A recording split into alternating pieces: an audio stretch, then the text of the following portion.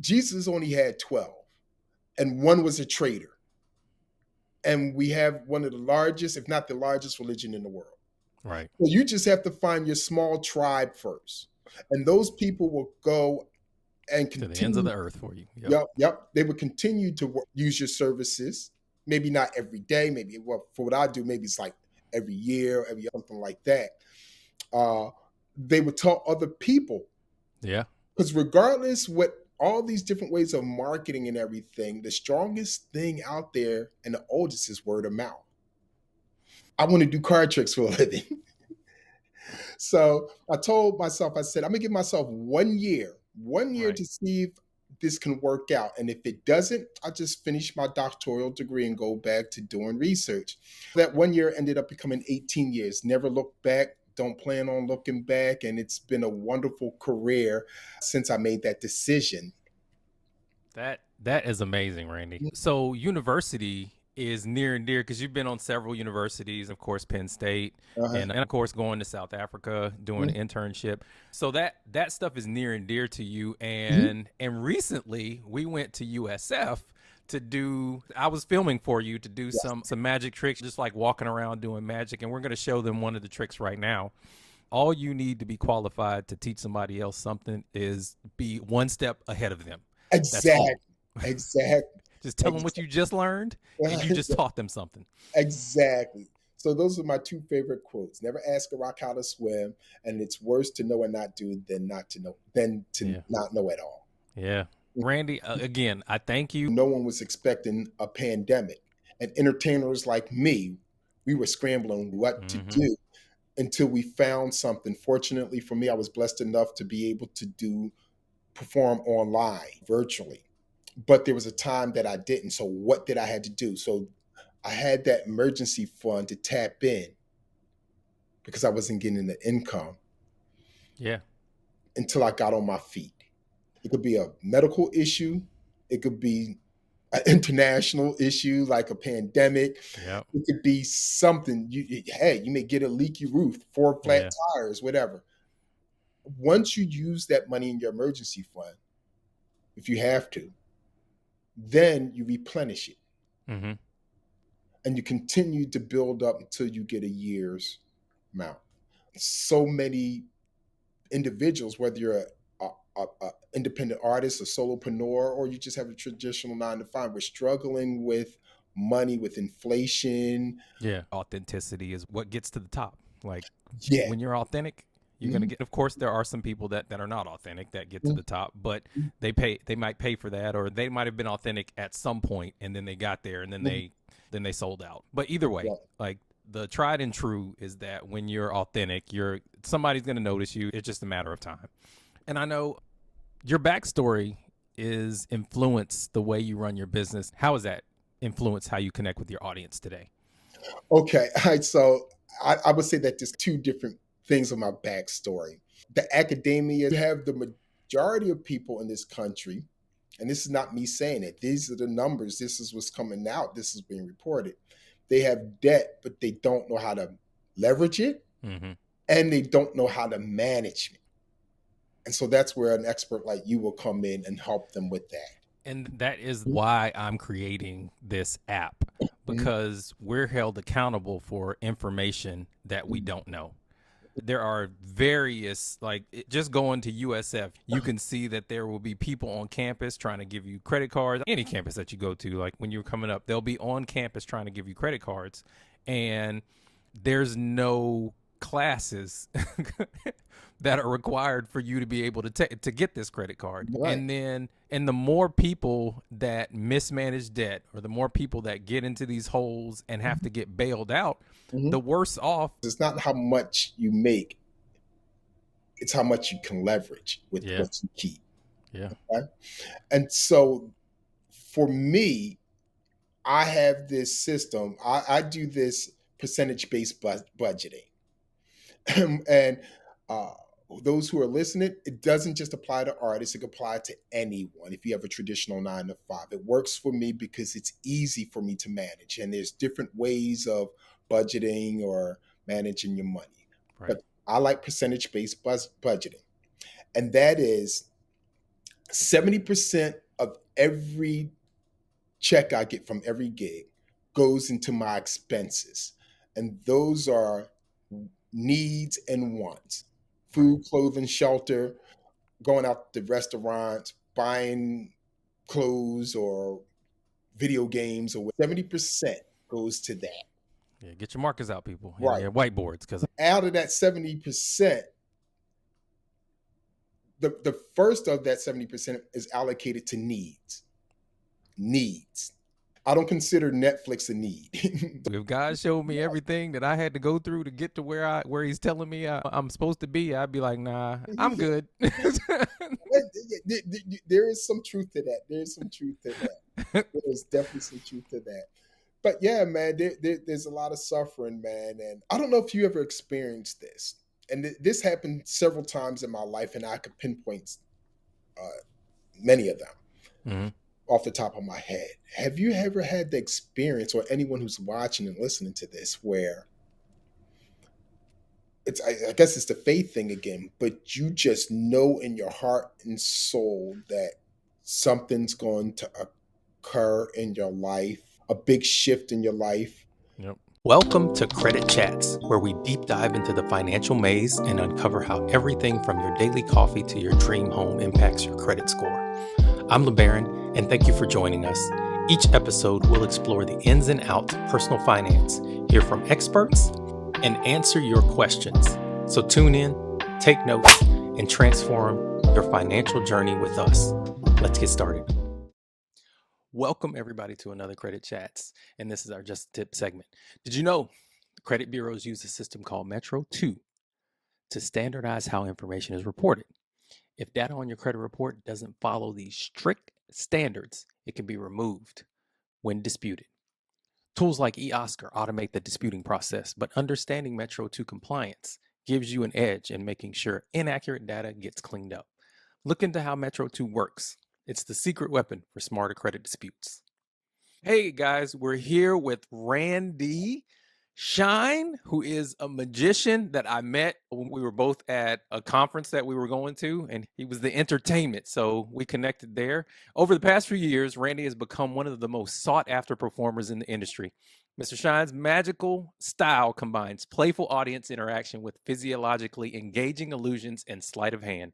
His accomplishments includes being named College Magician of the Year 4 times, performing at the South African Arts Festival, appearing at 2 presidential inaugurations in Washington, and being featured in CW Network's Penn and Teller Fool Us and BET Network's Man on the Street segment.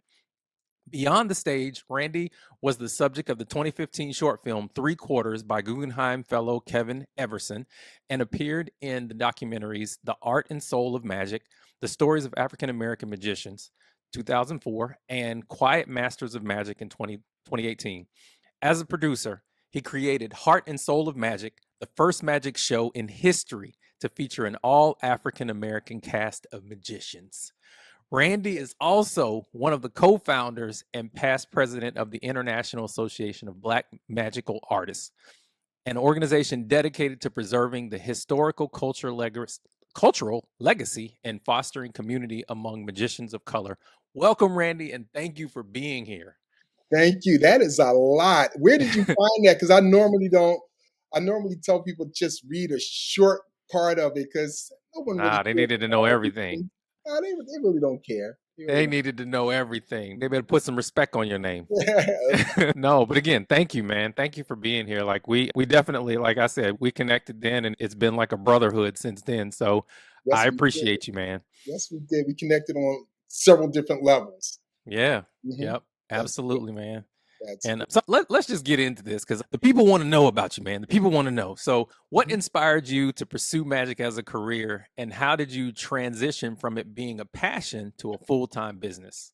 Okay, I got interested in magic when I was in graduate school at Penn State. I was studying health education research. One of my fraternity brothers, I'm a member of Alpha Phi Alpha, showed me a magic trick, and I was just hooked. And so, in between writing my master's thesis Uh huh. and TAing classes, I used to do magic trick for fellow students in a student union, or sometimes after the class I was teaching. And it was just a passion at that time. Right.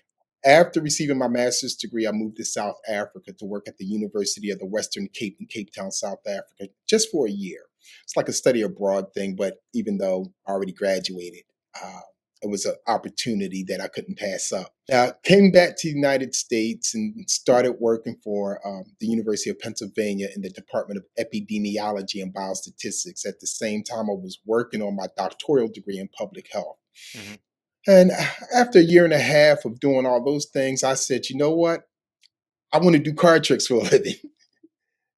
So I told myself, I said, I'm going to give myself 1 year Right. to see if this can work out. And if it doesn't, I'll just finish my doctoral degree and go back to doing research. That 1 year ended up becoming 18 years. Never looked back. Don't plan on looking back. And it's been a wonderful career since I made that decision. That is amazing, Randy. So university is near and dear because you've been on several universities, of course, Penn State, Uh-huh. and of course going to South Africa doing Mhm. an internship. So that stuff is near and dear to you. Mhm. And recently we went to USF to do. I was filming for you to do Yeah. some magic tricks, just like walking around doing magic, and we're going to show them one of the tricks right now. So watch this. Just with the sensitivity of my hands, I'm gonna find each of your cards. Because when I touched your hands, I was trying to get an essence of your thoughts. Here we go. We're gonna start with you, Joe. We're gonna find your cards the fancy way. What was your card?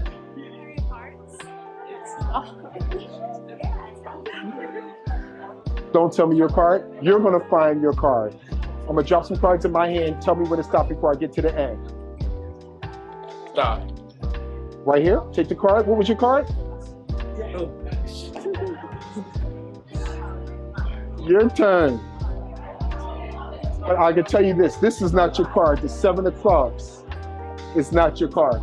Because only 3% of the population would choose that card. So just hold on to that. I want you to think of the color of the sheet and the value of your card. I'm gonna find your card with one hand. What was your card? 10 of clubs? I said I will find it with one hand. Your hand.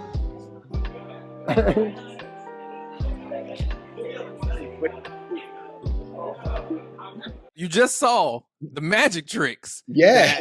Walk around magic that Mr. Shine does. Randy, I call him. He's Randy to me. So, so he walk around amazing people. And you saw the reactions of the people that were there. Mhm. They like they and just walking around with you. I saw some people that were like skeptical, and then by the end of it, they were like, "That's good." I always like to say I convert people into believers.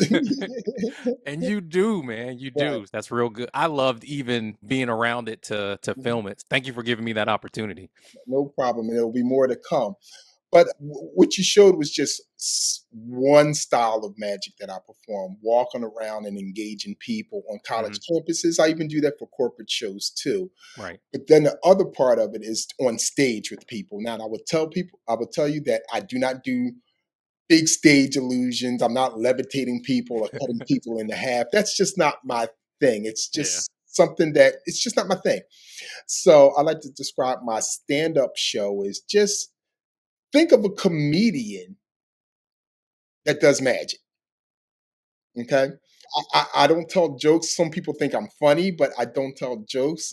But there's some witty moments in Yeah. the things that I say and the magic that plays out on stage. And so that's the other style of magic that I perform, in addition to that close up, walk around, intimate magic. Right. I like them both. They're both are different and requires a different skill set, but the results are the same. People are mind blowing, laughing, and having a good Yeah. time. And I think the comedian that doesn't try to be funny is the best kind of comedian. Because people tell me the same thing. They're like, "You're hilarious," and I'm like, "I'm not trying to be hilarious." But yeah, that's the kind, the one that is effortlessly funny. Mhm. But traveling as a magician must have some unique challenges for you, right?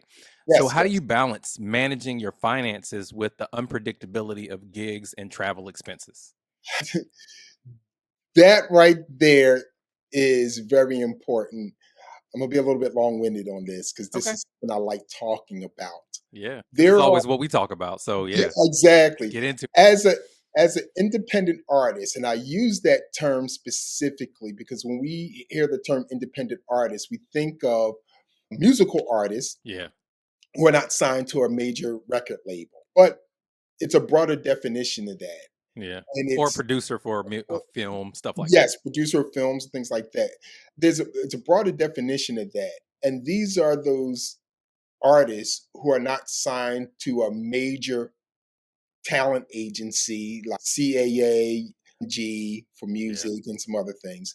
And you just created your own tribe and you're traveling around performing Yeah. that independent artist. So now how does this tie into finance? Because it is a challenge because as an artist, you're not getting paid on a routine basis, whether it's weekly, bi-weekly, or monthly. Hmm. I like to say I'm unemployed until I get that next check. Right.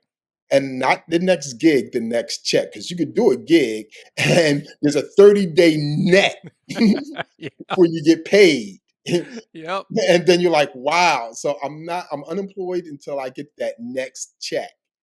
Yeah. And so the other thing with that, I like to say a lot of entertainers, whether it's magicians, comedians, variety artists, singer-songwriters that I've come in contact with, friends with, and have conversations, I've noticed that we talk about money, but we Yeah. really don't talk about money.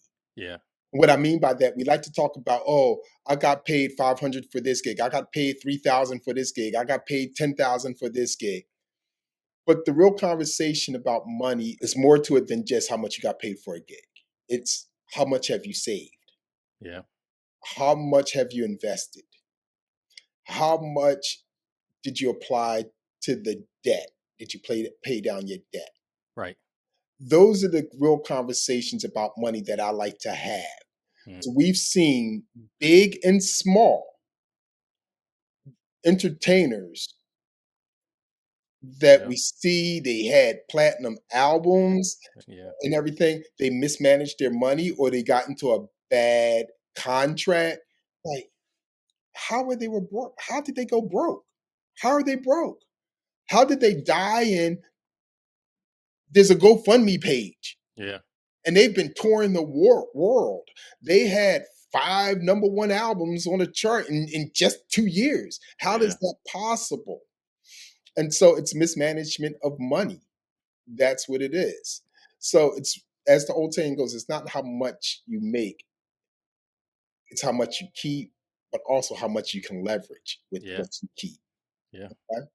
And so for me, I have this system. I do this percentage-based budgeting.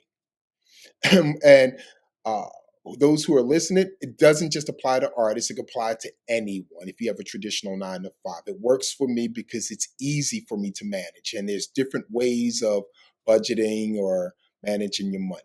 Right. But I like percentage-based budgeting. And that is 70% of every check I get from every gig goes into my expenses. And those are needs and wants: food, clothing, shelter, going out to restaurants, buying clothes or video games, or 70% goes to that. Yeah. Get your markers out, people. Right. Yeah. Whiteboards. Because Out of that 70%, the first of that 70% is allocated to needs. Needs. I don't consider Netflix a need. exactly. That's a want. Then 20% goes into investing. Now, people get afraid of investing in the stock market, and there's a difference between investing and trading. People currently, as we're recording today, people are real hype on XRP, but because they see it's going up. But have you really dug into it and know what that means? Why is it going up, following the trends? You just hear things on the news, on TV, and you want to jump on a bandwagon. I'm not saying that's a bad investment, but I'm saying you have to do your due diligence. Right. And so what I like to tell people is the simplest way to invest, and you don't have to worry about fundamental analysis, technical analysis, watching the charts, is to invest in the S&P 500. Find a fund or F fund, allocate a certain amount of money. For me, it's 20% of every check goes in, automatically goes into investing in the S&P 500. Mm-hmm. Forget it. Don't worry about it. It's an index fund that tracks the S&P 500. Don't worry about trying to beat the market or time the market or anything like that. The tortoise always beat the hare. That's why it's a fable. That's why it's a lesson in that.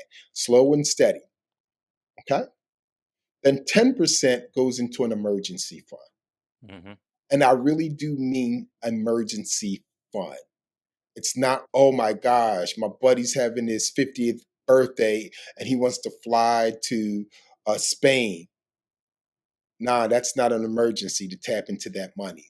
Right. That emergency fund is break glass in case of emergency, like Mm-hmm. a fire extinguisher or pulling a fire alarm. Yeah. So that means that if you have no other source of income, that's not out of that 70% that I said in the beginning, you're not going to pull. I would say don't pull out of their investments because that's long term. Yeah. Okay, that's for retirement. You cannot borrow money. You cannot do a side hustle to get money somehow. Work for Amazon for a month or Uber Eats, DoorDash, or whatever. There's no shame in working. If the last resort has to be, I have to tap into this emergency fund. And different financial experts say something different. They say you want 3 months, you want 6 months, you want a year. What I would say is this. I would say ideally you want to save up a year. But I know even when I started this, I didn't have a lump sum of money to put into my emergency fund. So I did it over time. And that's where this percentage based budgeting comes in. Because every check you get, you're going to put 10% and you're going to build that up.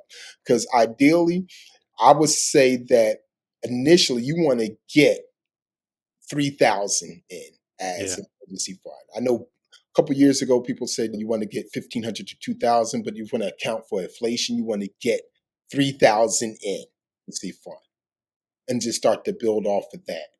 Just to recap, managing finances because I don't have a steady income, meaning that it's not coming in weekly, bi-weekly, or monthly, percentage budgeting.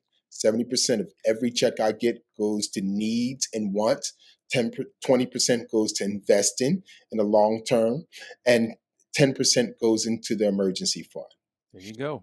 And all of those are equally important, and you have to be diligent and disciplined to do that. And it's not as difficult as you think it is. With the investing, if you do the set it and forget it, meaning that at the end of every month you're having money going out into your investments, Mm-hmm. you don't have to think about it. And you could do the same thing with your emergency fund. Have it automatically set up at the end of every month or whatever schedule you want every week or whatever like that. It automatically goes into there. So you don't have to think about it. And that money will start to build and accumulate. Right. Right. And that emergency fund is important. And the reason why I say that it's not if an emergency comes up, it's when an emergency comes up. Yeah. And you never know what that's going to look like. Years ago, no one was expecting a pandemic. And entertainers like me, we were scrambling what to do until we found something. Fortunately for me, I was blessed enough to be able to perform online, virtually. But there was a time that I didn't. So what did I had to do? So I had that emergency fund to tap in because I wasn't getting the income Yeah. until I got on my feet. It could be a medical issue. It could be an international issue like a pandemic. Yeah. It could be something. You may get a leaky roof, 4 flat tires, whatever. Once you use that money in your emergency fund, if you have to, then you replenish it. Mm-hmm. And you continue to build up until you get a year's amount.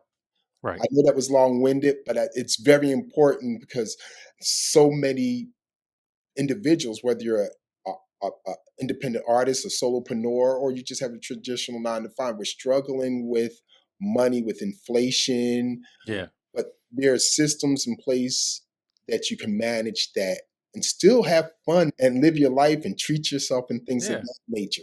Yeah, and I'm glad you brought that up about being an independent artist because and I think this might be dating me a little bit, but I think Soldier Boy made that a little more socially acceptable because he broke into the market without being signed to anything. So he just put his Yes. money on YouTube. He put his songs on YouTube, and it blew up. Mm-hmm. And people were looking for him, and he made a whole bunch of money without being signed to anyone. He started, well, and I don't know if he started it, but he's the most notable that I know that gave the blueprint for doing something like that without being signed and let people know this is a big scale thing that's possible. You don't need anybody else, especially with this social media. Mm-hmm. There's ways for you to make money all over the place for social media. It is. It is. Also, I'm gonna date myself. I don't think Soldier Boy was the first. Okay. I think Master P was the first because he was selling music out of the trunk of his car and everything like that. It wasn't till the major record label came to him, and he's the only thing you can give me is a distribution deal Right. Okay. like that. So, but yeah, like you said, there's been people that have sold out of their trunks like crazy, and I know Master P made his own label, and Right. I think what I misspoke and said was that he was the first to do that. I meant on social media. Yeah. I meant social media, Yeah. It but was social media wasn't around like when right. Master P started. Right, correcting you. It was just, No, I get it though. We got to be accurate for we putting this out there. We got to be accurate. So right. So yeah, with social media, there's ways to make money. There really is various ways to make money. And I want to getting back to the topic about money. I know there's different schools of thought about debt. yeah. Different schools of thoughts about debt. Me, I'm one of those people. I don't like debt at all in any way, shape, or form. But I do know some people who are very good at Managing that debt. or managing their debt. But no, I don't even say that. Oh, leveraging it. Leveraging it. Yeah. There's some people, and that's a whole science I know nothing about. Yeah. Yep. And I know people like that know the science, and I know other people who know that. I really know people who know how to do that, leveraging debt. That's something that I don't know about, and so that's why I'm like, nah, no debt at all for me. Yeah, I got you. So I learned how to leverage it. You have the majority of people in this country, and this is not me saying it. These are the numbers. This is what's coming out. This is being reported. They have debt, but they don't know how to leverage it, and they don't know how to manage it. And so that's where an expert like you will come in and help them with that. And that is the antithesis of Mhm. why I'm creating this app, because we're held accountable for information that we don't know. There are various, just going to USF, you can see that there will be people on campus trying to give you credit cards. Any campus that you go to, like when you're coming up, they'll be on campus trying to give you credit cards. And there's no classes that are required for you to be able to get this credit card. Right. And the more people that mismanage debt, or the more people that get into these holes and have to get bailed out, the worse off America becomes. It's not just you and I that are individually affected by our own credit card debt. It's the masses of America that is affected by the credit card debt, because people aren't spending money.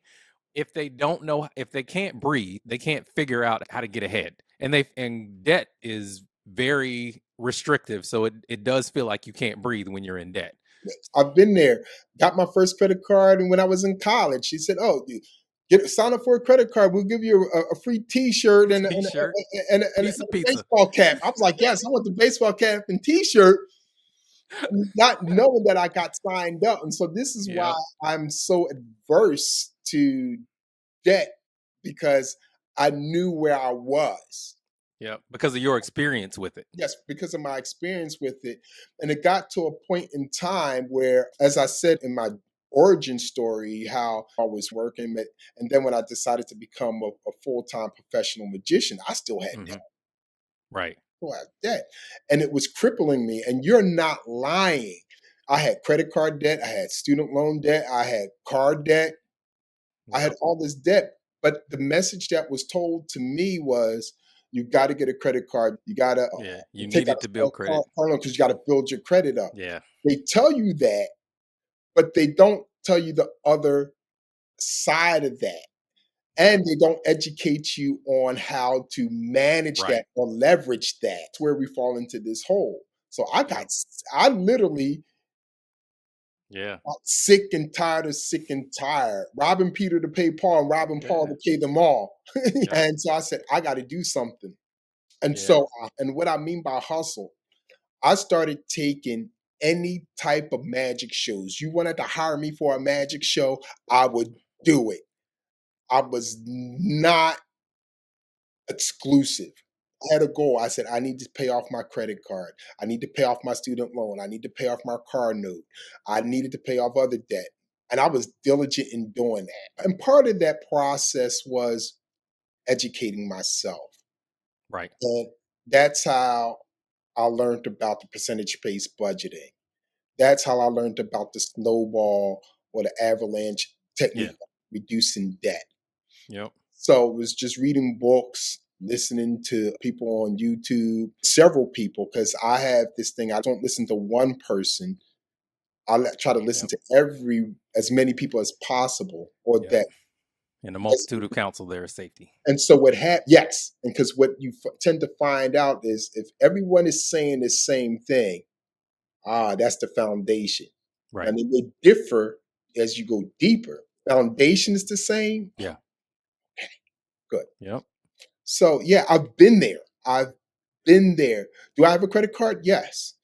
Do I use it? I use a business credit card. Right. And one thing that I do know is that I learned that I've set up that at the end of every month, it pays off my entire balance automatically. Yeah.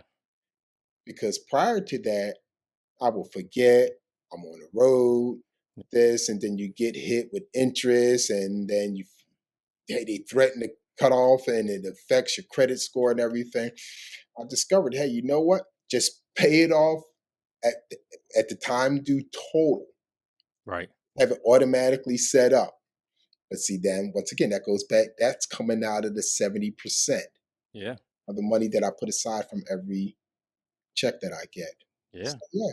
Mhm. Yeah. But coming from a debit system Mhm. and debits versus credits, like when you get into the accounting of all of that, you can look up the names of those for the audience. You can look up the names of the definitions of debit versus credit. But when you come from a debit system, what you have in your hand is what you can use. And then when you get a credit card, you don't realize that's not just free money. Like when you're young, you don't understand that's not free money. If they give you a $600 limit, that doesn't mean that you just have $600 free to use. Now, with that being said, you do have $600 to use for a limited time to where it's free money. So Right, once right. you pay it back, but if you have a system to pay that back, then yes, it's free money.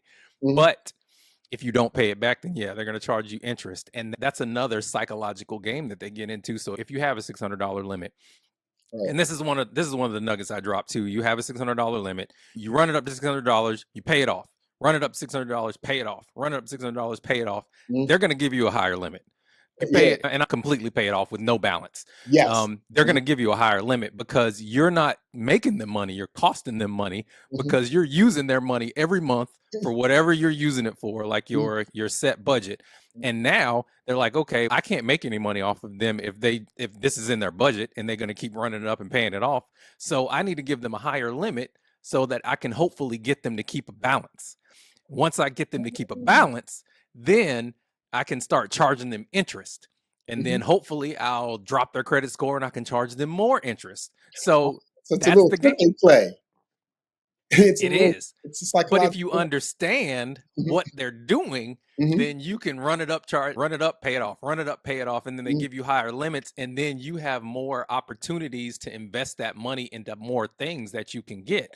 So you could have a $250,000 credit line or credit cards with it added up. And if you're in real estate, of course, you can use that stuff to pay off your contractors. And then you're going to get that money back. And then you pay it off.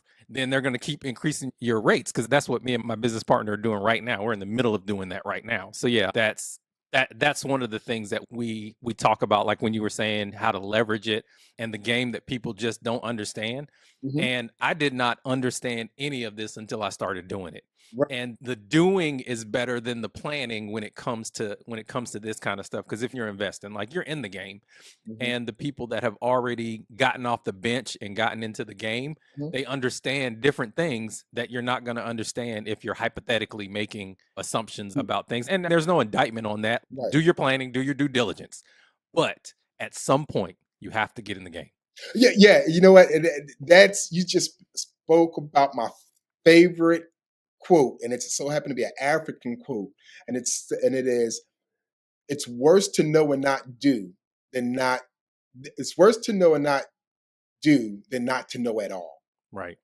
And so, because basically it's saying, if you know what to do, you need to do it. And people spend so much time, I just got to get this right. I just got to get this right. I just got to get this right.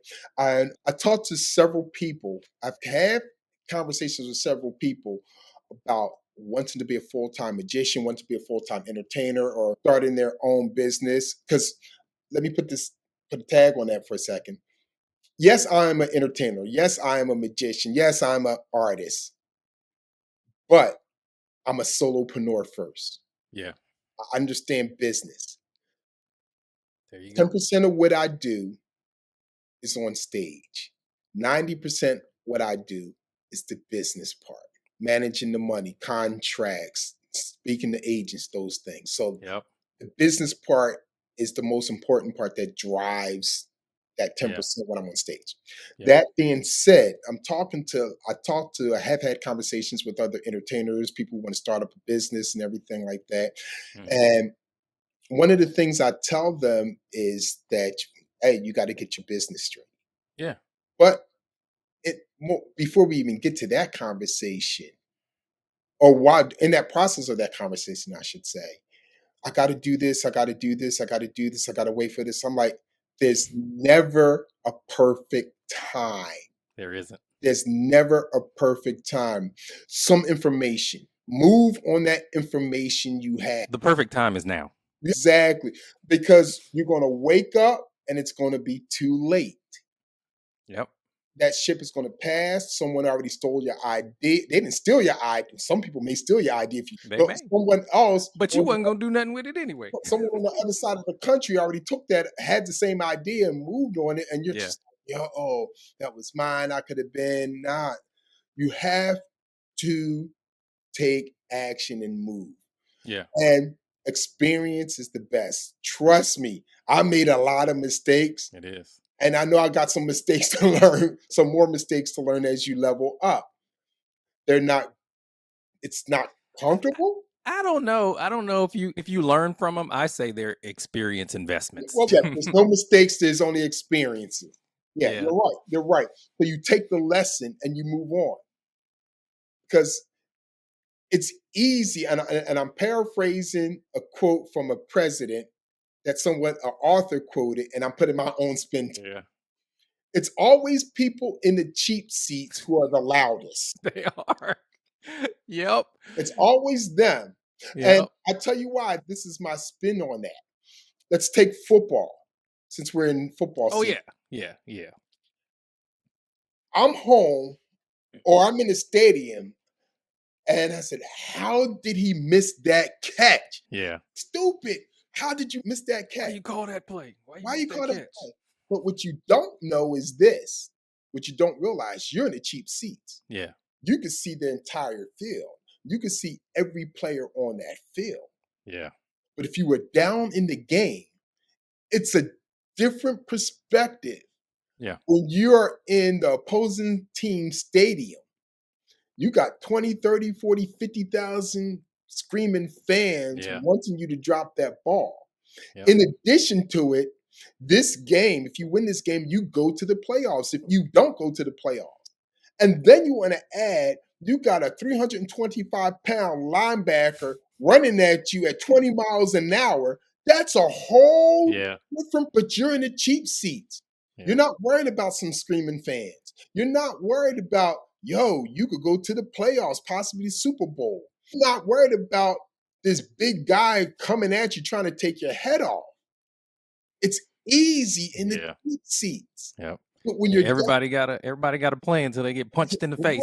Right. But when you're down in that field, that's a different thing. And so what I encourage people to do is get down in the field. Yeah. Get hit a couple times. Get up and learn. Okay, I see how he's running that play. All right, I got to do something different. And then you scored a touchdown.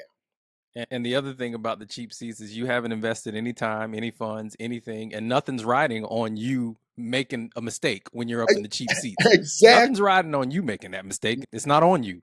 So when you get into that game, it's not even on the player when you get in that game. Some of it is, but more is on the player than it is on the cheap seats. And then the preparation that it takes for you to even be in that place takes the discipline. It takes the repetitiveness. It takes all of that stuff that you haven't invested as a cheap seat holder. Exactly.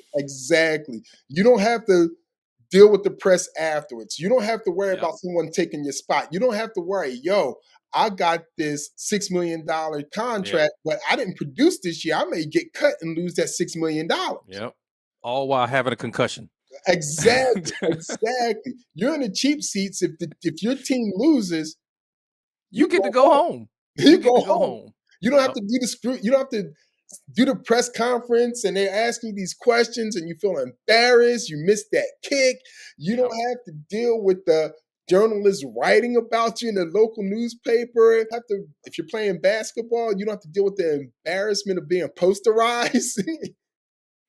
Yep. But Giannis made quote worthy because there was one reporter that asked him, it was this season a failure now that you're going home after the playoffs, and he's every day that you work, are you a failure? He's like, no, you're not a failure because every time you work, you're working towards a goal, you're working towards feeding your family, you're working towards getting a promotion. And he was like, just because you didn't get a promotion this year doesn't mean you're a failure. Exactly. It just means we're going to come back next year, do the same things and try to be better. No, it's not a failure. We just got a little bit closer. So Exactly. But so getting back to movement, doing the thing, I tell people you got to do it. I'll use another analogy about there's no perfect time. It says, hey, you know what? I'm going to start my own business doing interior design. Right. All right, good. All right, so when are you going to start? Just graduated college and everything, and I got this job at this tech company. It's all right, it pays the bills, but I really want to do interior design. Okay, all right. So I'm gonna give myself a year or two, and just try to learn and figure out some stuff and try to transition. A year goes by, the person comes back. I have lunch with the person. Hey, how's everything going with your interior design? Oh yeah, I got a promotion at the job and everything, so it's taking up a lot of time. But I really want to do interior design. I got these books and everything. Did you take a course? No. Did you mentor with someone or go out to interior design conferences or whatever? No. I look at stuff on social media and everything. Got some great ideas and everything. Okay, I'll tell you what. I need to get my bedroom redone. How about if I hire you? And you could do that. Okay. A month goes by, nothing. What's going on? I said, I'll pay you. Oh, I'm really busy, but you know what? I go with someone else because I really got to do this next year. What's going on? Oh, I just got engaged. I'm not going to do anything until after the wedding. Okay. Wedding goes and everything. Beautiful. What's up? Oh, we're moving into a house. Got to focus on the house and everything like that. 2 years go by, what's up? Oh, we just expecting our first child. So you see where it's going. You keep on kicking the can down the road. Yep. And so the next thing you know, we're going to wait till the child finish school. Yep. Then we're going to wait for the child graduates from high school or gets home from the military. In college, then we're going to wait till I retire from my job. Then you're going to look back. You're retired from your job and you're like, oh, I coulda, woulda, shoulda. Mm-hmm. And inside that, it's eating you up because the friend that you had that initial conversation with 25 years ago who was saying, hey, holding you accountable. Yeah, was holding you accountable. But that person was interested in interior design. That person said, okay, I'm going to do this. Yes, I have a job, but I'm going to do this on the side and until I could figure this out. They figured it out. And now this person is this big interior design person.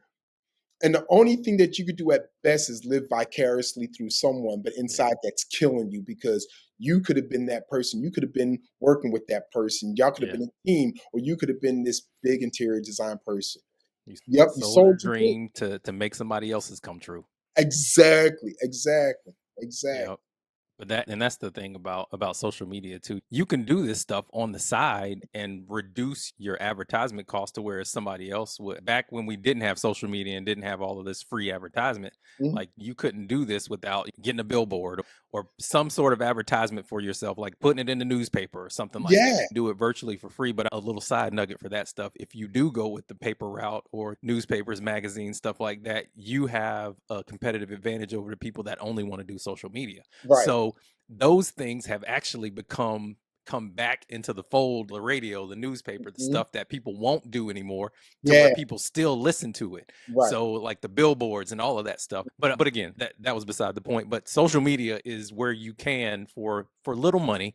It's going to take you a whole bunch of time, but for little money, you can be able to grow your following and build something there. But the triangle that I always talk about is the time. It's either the time, knowledge, or the money. If you have money, That. then you need less of, because it's a triangle too. So the closer you get to one of the parts of the triangle, the further you get away from the other parts of it. Right. There we go. Yeah. my camera just Right. unfocused me. But yeah, the closer you get to the time, the more time you spend, the less money you're going to have to spend. Mhm. The more education you have, the less money and time you're going to need. But all of that stuff, like you have to pay somebody if you don't know it or you don't have the time. So Right. all of that stuff is what you have to take into account. But at the same time, Mhm. still got to start. Like You got to start. You got to, you have to start. You got to start. I like that, man. Let's talk offline about that triangle thing. Okay. But you are absolutely right. And then there's some people that I've come across. Let me back up to what you're saying about social media. For the good and the bad, Yeah. social media has leveled the playing field. Yeah. We talk about gatekeepers and everything like that, but social media has basically took that out. As you said with, I think you said Soldier Boy. He didn't have to Yeah. go through all that. Yeah. Going with the labels and everything. Boom. And you have a lot of people who build their brands. And it's mostly took that out. There's still social bias. The people that look different, they can gain a following a little quicker than the people that don't look different. But like you said, it has leveled the playing field because the people that look like you are still going to follow you. So Right. So yeah, and that leads to the next thing, and that is I tell people, find your tribe. There you go. Because your community. Yep.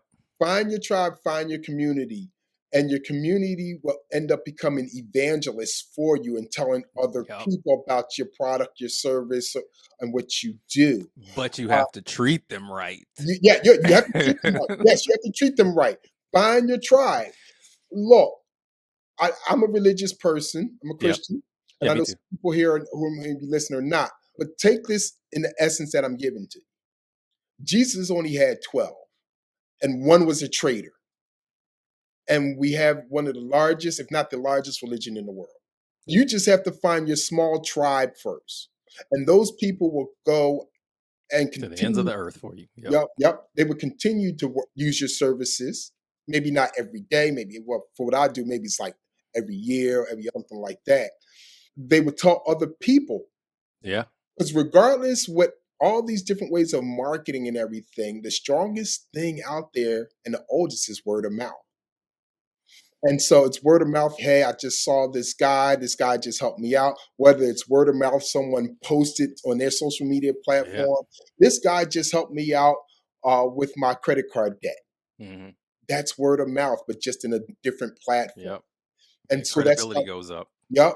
So find your tribe. Don't worry about what other people are doing. And that's the other thing. Don't get afraid that, someone else is already doing it. Yeah. But who cares if someone else do it? You put your own spin to it. And some people may not know about that person, but they know about you. Yeah. And again, the abundance mindset says, I don't care how many people are making burgers. If I open a burger shop, I will sell burgers. Yes. So there's, I don't even know how many there are out here, but there's a lot of burger chains that all make money because there's enough for everybody. And I just told somebody this today. I hate posting. I hate being on social media. I hate recording myself. I hate it. Mhm. But there's way more people that need my message than me hating how I look on there. And again, like you said, the people that are in the cheap seats are the ones that post, the ones that make comments on your YouTube. Because somebody made a comment on my YouTube that was for one of the episodes that we had before. They were like, "Oh, no crap. Tell me that air is great for me too." And I was like, "It is. If that's what you need to hear, then that's what I'm going to tell you." And you know what? The thing with that is, thank you for posting or commenting Yeah, and it still disagreeing, helps. because you're helping the algorithm. But not only are you helping the algorithm, helping my algorithm, what you're doing is someone would see that and they would say, they said this about Randy Shine and his magic show. Let me check out this full website. Mm-hmm. Well, oh, he's not as bad as what this person said. Yeah. Or they were like, oh, this guy is garbage. And someone said, oh, let me check it out myself. Let me go listen to the episode. See what he said that was so. Yeah. So as long as I'm not doing anything illegal, Yeah. hurting Immoral, someone, illegal, immoral, or fattening. Exactly, who cares? You know what? Cat Williams was a prophet when he said, if you don't have any haters, you're not doing anything. Yeah. You're not doing something right, because Yep. we like to play it safe. Okay. That being said, that when you're doing your own thing, you have to have some mental toughness. Yeah. I went and checked their YouTube and they don't have any videos. Because they're in the cheap seat. They're in the cheap seats. Right? But no, you're going to have some mental toughness. And the reason why I say that is because you have to deal with the criticism on what you're doing, what you're posting, whatever. You also have to deal with the mental toughness of, for me, as a performer, travel could be somewhat challenging sometimes. Yeah. Relationships with people. And I'm not just talking about someone you're dating or you're married to, yes, but like friends and family. You can't make it to this event. You can't make, they're always inviting you. You have to deal with the mental toughness. You have to have the mental toughness as people don't understand what you're doing. Everything you interact with is a relationship. It's not just people. They may just not understand. Why are you trying to be a podcaster? Why? There's and they will tell you that. And you got to hear that and everything. And sometimes they'll tell you it, or sometimes they be subtle with it. Deal with, as I said. Couldn't be me.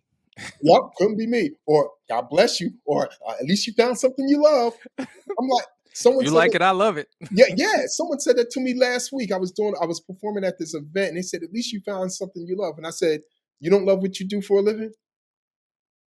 And they said, no. And I said, so what would you like to do? I like to travel. You do? Why don't you?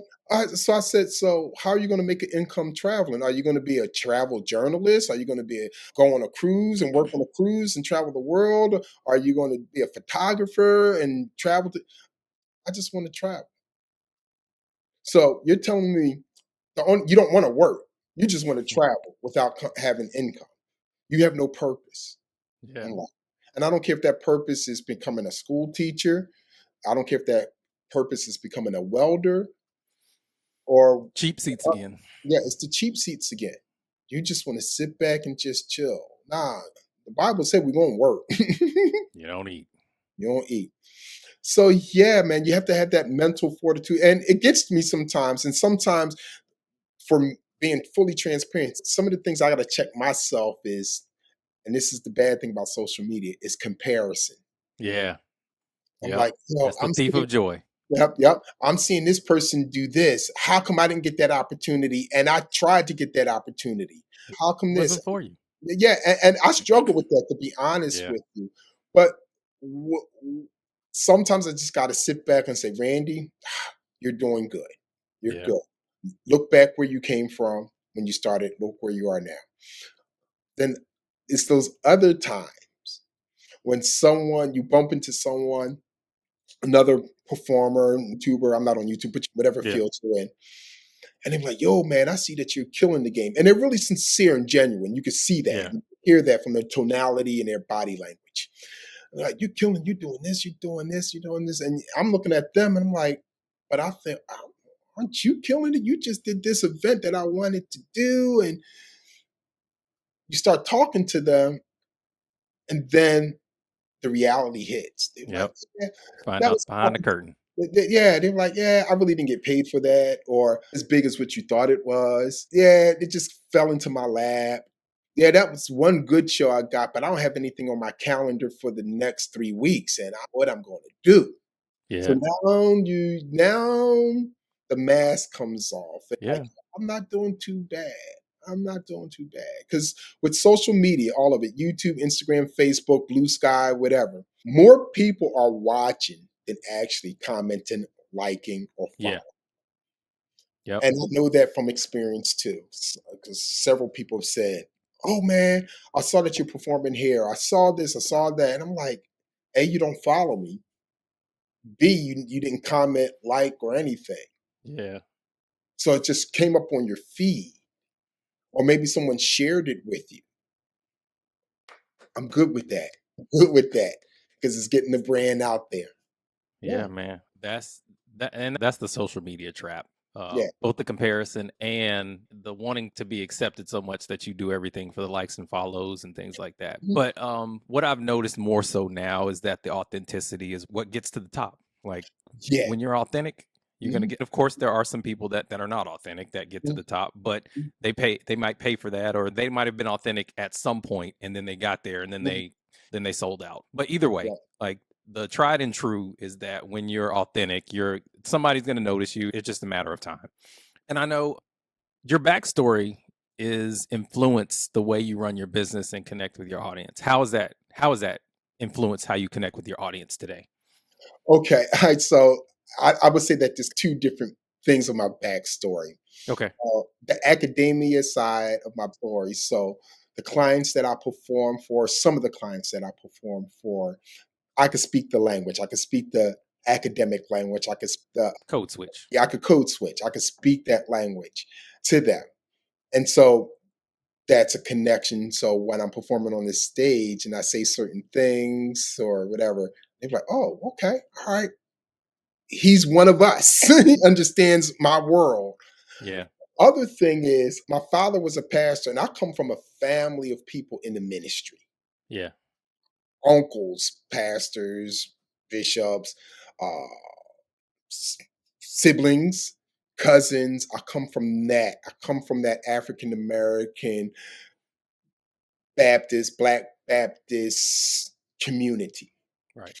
And so, I, growing up and being raised in that, you see how when they preach, they connect to the audience. Yeah.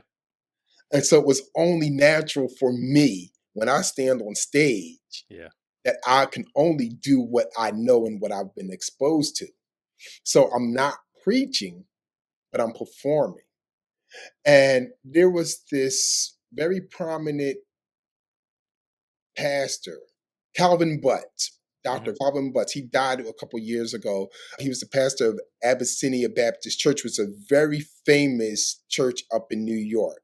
Okay. I think Adam Clayton Powell was a pastor of that church at one point in time, or something like that. If someone could correct me if I'm wrong on that, but it's a very famous church as it relates to civil rights and things of that nature up in New York. I seen an interview of him, and he said every good preacher that's worth his salt has to use a little bit of theatrics Hmm. in getting the word across, and that Yeah. stuck with me because Yeah. if you think about that is how you connect with people. Yeah. Now, the theatrics doesn't mean you have to be extroverted and gregarious and things like that. There's other ways. You can be an introvert and you can connect with people. You can be Yeah. more intellectual and connect with people. But there's a level of theatrics. The oldest form of entertainment in this world is storytelling and telling a story Yep. good. And That's that's what people connect to. and that's what Storytelling. people connect to. And that's a little challenging. Well, it's not a challenging for me on stage, but when I'm having arguments with people, it's challenging because people don't care about facts. Yeah. Yeah. People care about stories. So Yep. you can throw all the facts to them, that's going to over their head. But if you could connect to them in some type of way, and that's informs what I do. That's the backstory. Like Okay. UX, that's the backstory that I have that informs the way I perform. If you look at if you go to a concert And at somewhere in it, if it's not every song, it's going to be somewhere in the show where the artist is going to give some type of story, background, or Yeah. whatever like that. And it may not be long, but it Yeah. leads into something and it leads into the song. Someone will come out and say, yo, this next song I'm going to dedicate to someone who really influenced in my life. Yeah. He was from Brooklyn. He was known as the King of Brooklyn. Everyone put your ones up for Biggie Smalls. Something just now everyone can connect with Biggie. Yeah. You know what I'm Yeah. saying? It's relatable. And So that's what people want to be. We're socioeconomic, human beings. Like we have to have connection. right. And so So, yep. politicians do that all the time. Look what They just lie happened. to you. Look, if you really look at the past election, and I'm not trying Yeah. to be political, Yeah. but the winner of the last election Was relatable. spoke to emotions through stories. I don't care how you view those stories. Yeah. They could be the biggest lies out there, but boom. Where the other candidate was more intellectual and here's what we're going to do. This is the facts and things like that. But people resonated with Yep. the story. And the story doesn't have to be long. Yep. And that's the connection. The story could be this. It could start off about like this. In the thousands of years ago, in the year before the ages, before the ancients roamed the earth, starts right there. As a magic trick, one sentence story that connects with people. Here's the world's fastest magic trick. Now that says a lot right there in that one sentence. Yeah. Says a lot. You're like, okay. And you make assumptions. Yes. Yes. Yep. The world fastest magic trick. And Yep. I'm about to see it. So now I got them engaged just by one sentence. Yep. There you go. And the people that don't believe you're going to watch you more closely than the ones that do. Exactly. They'd be like, I'm trying to debunk this then. Salespeople, they got to sell a product. Yeah. They're going to highlight the best things about the product. But that's what they use. Imagery and emotion is what ties everything together. And when you remember things, it's because of the imagery and it's because of the emotion. Mm-hmm. Mm-hmm. Yeah. That's what because if you talk about a song that you remember, why do you remember that song? Mm-hmm. Imagery, emotion. You have some emotion tied to it and you can relate to it in some sort of way. Exactly. And there's three things that I've learned that sell stuff. 3 topics, 3 subjects. And within those subjects, you could divide them into different categories. And that is sex, health, and money. And if you look at most services and products, it's going to fall into one of those 3 broad categories. Let's talk about money. So, how to make money, how to save money, how to leverage debt, how to save money on travel. You see how you can niche it down to different things. How to save money cleaning your house. How to save time. Time is money, like that. And your hook can be, do you want more money? Yes, do you want more money? Like that.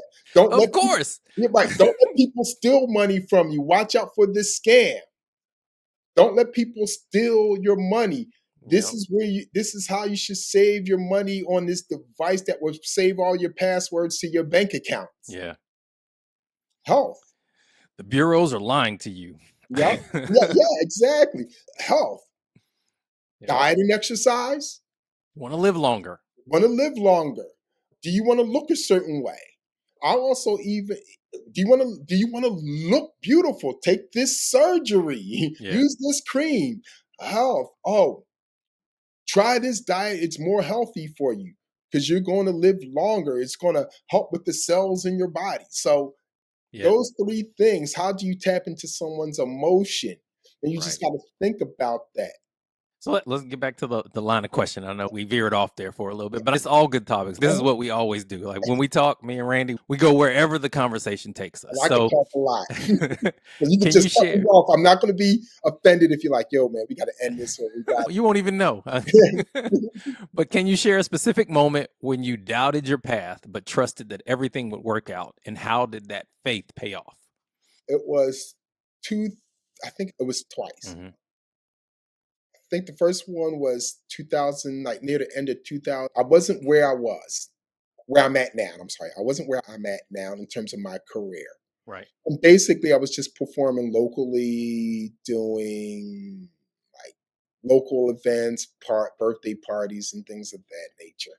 And I got burnt out because I knew my skill set was more advanced than that.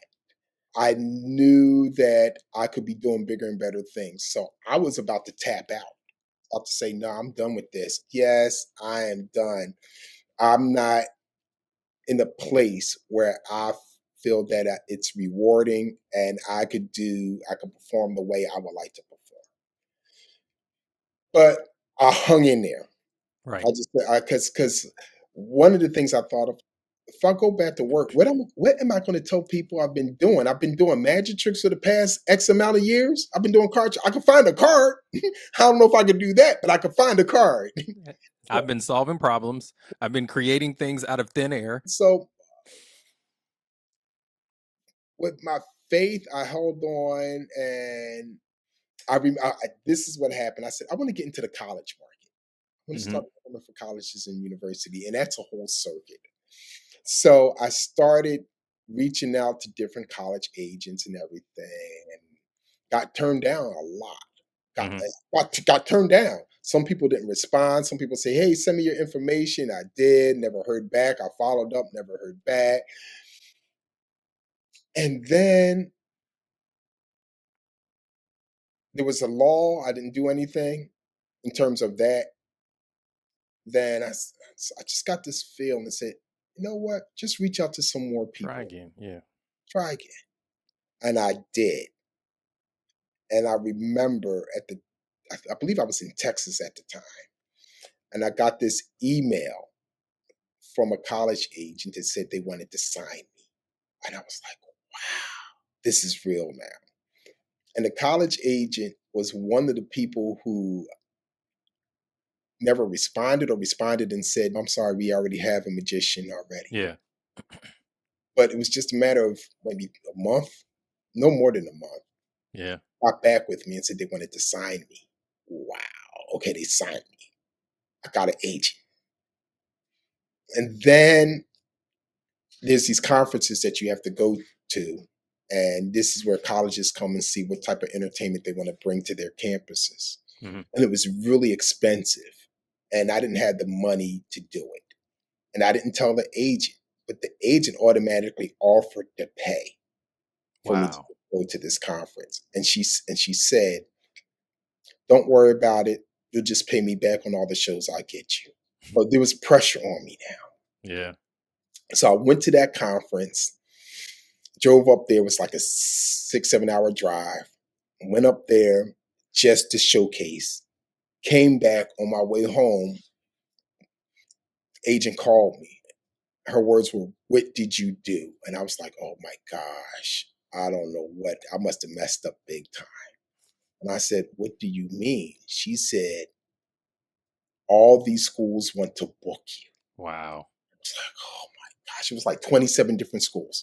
She said that only happened once in her, I think at the time she was an agent for 20 some odd years. Don't expect that again, but this is an awesome start. The only thing that I thought in my head is, I don't have to pay this woman back all this money now. And so it was my faith that drove that. Okay, just to hang in during a difficult time when I was about to tap out. But I said, I'm going to hold on. The ram in the bush type of thing. It came. And I'm still with that agent today. I'm still with that agent. I'm not going to leave her. I'm not.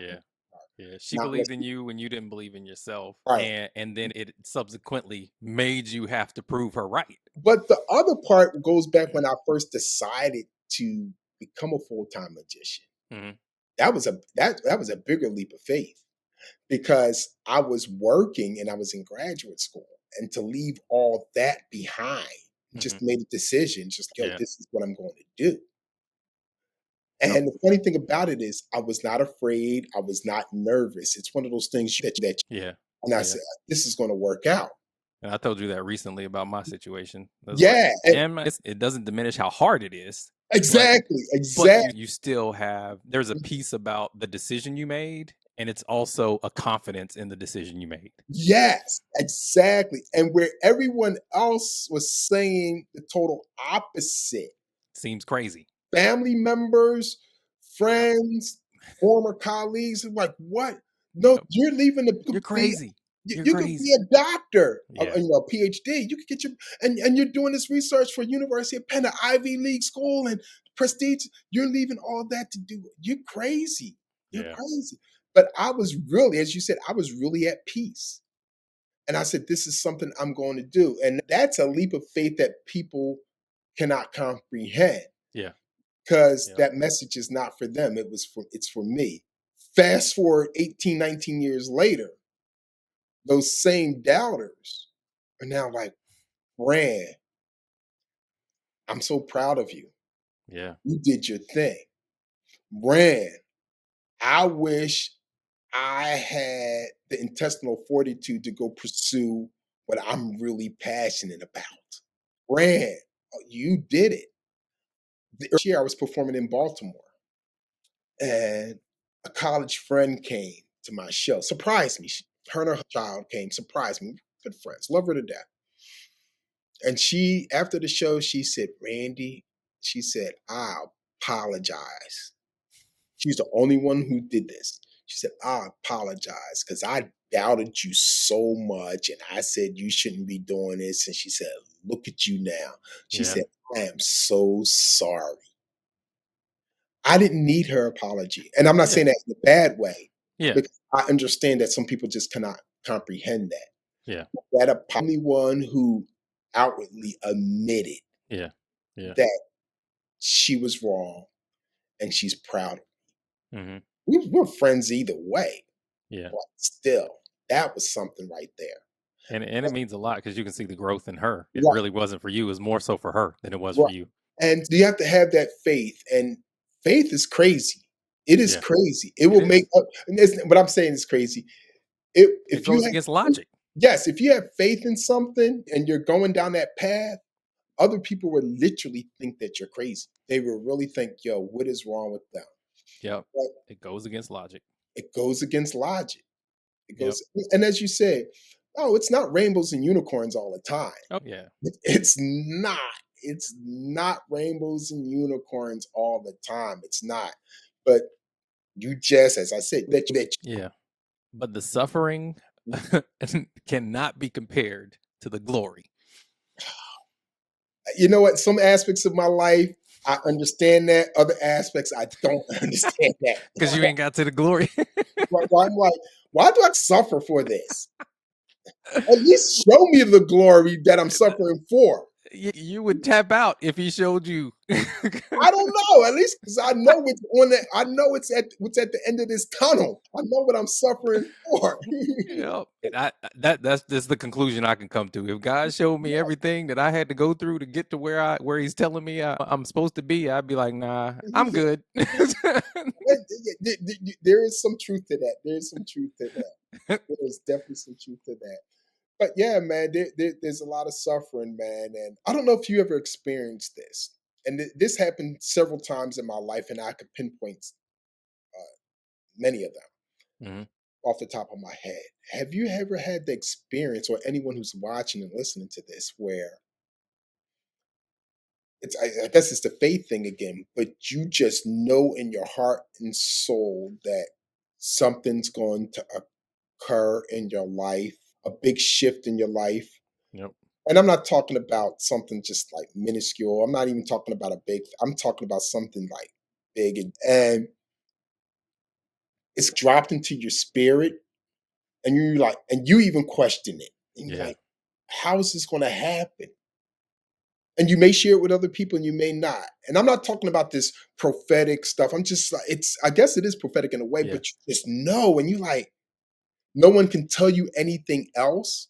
But that's a pillar of the prophetic anyway, because a lot of people, they'll operate in the prophetic, and then some people, they'll operate in stuff that's not prophetic, and they'll Mhm, tell you stuff, mhm, and it's not confirmation of something you already heard. mhm, And if it's not confirmation, then it's not for you.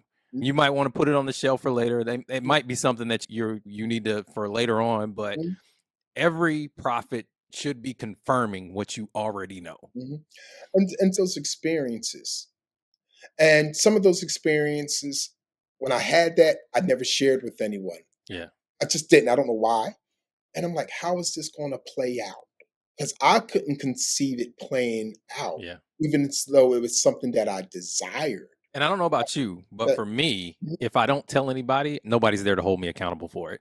That's just my thing, and I have to I mhm, had to practice that multiple times to just mhm, be able to go ahead and put it out there, because I know what God told me, because I've been walking with him long enough to know mhm, I know God's voice. And if he tells me this thing, then and I don't take that lightly either. I don't tell everybody that. But if I tell you that God told me to say something or do something, mhm. you ain't going to hear it a whole bunch. Right, But at the right. same time, like, I've had to practice Mhm, telling people that, because right. I'm honestly, I'd be scared of Mhm. it. Well, so the reason why I say that is because I remember, I'm gonna give you an example. I remember I was still in college. Yeah. I was still in college when I was telling people I'm gonna travel the world. It was me and my friend Tony. We were like, yo, we're gonna travel the world. We're gonna Hmm. travel the world.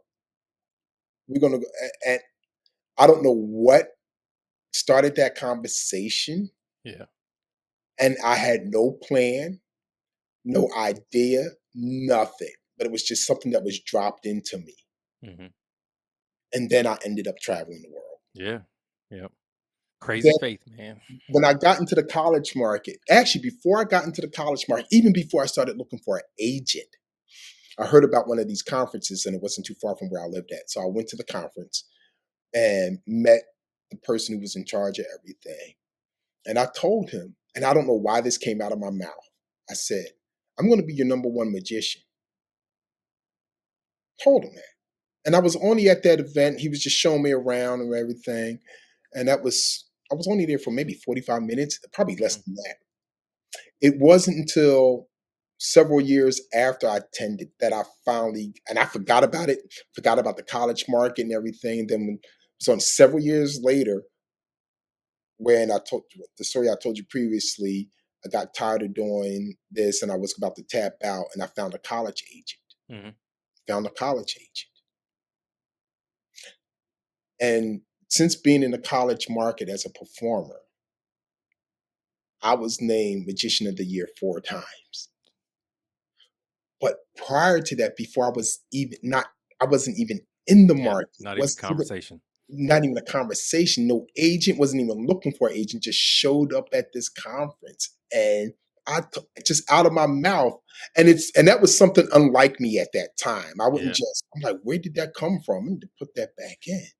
And so that's what I mean by this unwavering, like something drops into your spirit. And I Yeah. say that is, I'm not going to share it out here, but two things just dropped, and I'm waiting for 2025 to see how this plays out. All right. All And it right. didn't just dropped now, and it's been a while. I'm like, Yeah. I'm gonna see how this plays out. Yeah. Same with me. There's been stuff that dropped that I only share with my wife, and Mhm, maybe only share with the people that are close to me that pray for me, mhm. and that I can trust with it. But there's very few things. And I'm gonna just ask you two more, no, just Yeah, one more question, and then we gonna cut this, because we can talk all night, yeah. man. Uh-huh. Are there any quotes or sayings that have inspired or motivated you? I told you one, and that was my favorite African Yeah, the quote. proverb. Yeah, that it is. It's best. It's worse to know and not do than not know at all. Yeah. That has always that has inspired me to stop being a collector of information, and with the information Yeah. I have, use that as a tool Yeah. to achieve what. Analysis paralysis. Yep. Yes, yes, analysis for that. That is my favorite quote. Okay. I'm sure that there's some others. Let me think, because I have a list of quotes right here that I like. let's see. It's a quote that are you there? Yeah, I'm here. Okay, because I did something with my screen. Uh-oh. Here we go. There's a quote that I came up with, Okay. and that is, never ask a rock how to swim. And what I mean by that is, if I want to accomplish something, I'm not going to ask someone who hasn't done it and achieved it. The operative word is achieved it. Not really going to talk to someone who's trying to, I will, but for the most part, I'm really not going to take the advice of someone who's trying to achieve the same thing that I'm trying to, because they haven't done it. Yeah. The shortcut is to ask someone, get mentorship advice or opinions from someone who actually done it and was successful. And mentorship is the only shortcut. Yeah, that's the shortcut. So if I want to learn how to do podcasting, I'm going to talk to someone who knows something about podcasting. Yeah. Or achieve the level of viewership that you want. Mm-hmm. So always ask someone who knows more than you and who's done it. That doesn't mean they have to be the best in the business. It just has to be someone who knows more than you've done it. And I can tell you how to set up a podcast, but I can't tell you how to get millions of people on here yet. Just yet. So that's the thing. So if I want to learn how to set up a podcast, you got to start. You got to crawl before you walk, before you run, before you fly. The thing is, people try to fly and they crash and burn, and they want to ask what happened. When you try to fly and you didn't even try to crawl first. Yeah. So I'm gonna learn how to do a podcast. All right, let me call LeBaron. Yep. And you also aren't using your platform to help people either, because if you want to use your platform to help people, then you get this imposter syndrome and all that stuff. But all you need to be qualified to teach somebody else something is be one step ahead of them. Exactly. Just tell them what you just learned, and you just taught them something. Exactly. So those are my two favorite quotes. Never ask a rock how to swim, and it's worse to know and not do than not to know, not know at all. Yeah. Randy, again, I thank you. Where can people find you? Of course, I'm going to post your social medias up here, but just go ahead and say it once I put it up there, it's already there. It's Ran_Magic, RAN_Magic. That's all my social media: Instagram, Facebook, soon to be Blue Sky. Yeah, I'm on Blue Sky now. Yeah. So Ran_Magic. You can find me there. My website is randyshine.com. It's spelled RANDYSHINE. They wouldn't allow me to do the apostrophe D with that. So it's RANDYSHINE. But yes, and I'm very active on Instagram. You can see me post. You can see video portions of my travel shows. Sometimes I do tricks. I always put my schedule up there at the beginning of every month. So if I'm in your city, town, and you want to come see me, slide in my DMs and say, hey, I saw you, I heard you on LeBaron's podcast, and I'd like to come to your show because you're in my area, or I have family in there or friends there, and I told them about you. Do that. And that's where you can find me. Yeah, and I can attest to that. He does post his schedule, and I have hit him up about when you come into Tampa. I just want we grab something to eat. But we have a personal relationship. Don't try to just grab something to eat with him. Just go to his show. But thank you again, Randy. This has been Credit Chats, another Credit Chat. So thank you for tuning in, guys, and we'll see you next time. See you. Take care. Peace. Whoa. Were you about to leave without hitting that like and subscribe button? I mean, you'll be back, right? So why not save yourself the hassle and just do it now? It's like putting your keys by the door, or packing your lunch, or packing 3 days before your flight and not the night of. It just makes life easier. Oh wait, did you just do it? I knew you had it in you. I appreciate that. See you next time. Same place, same channel. And remember, everything you need is inside of you.